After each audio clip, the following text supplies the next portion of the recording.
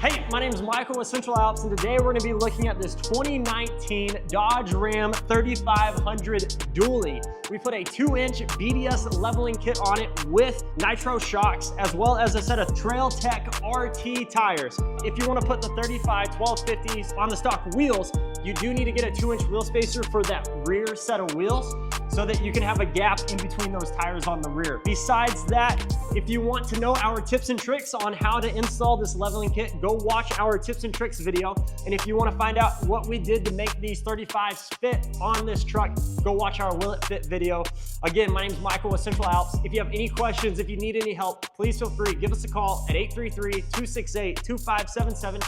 You can also go to our website, centralalps.com, and we would love to be able to serve you, even if it just means shipping you the parts, helping you order the parts, finding a shop near you, or maybe we ship your vehicle down, build it, and then fly you down to pick it up.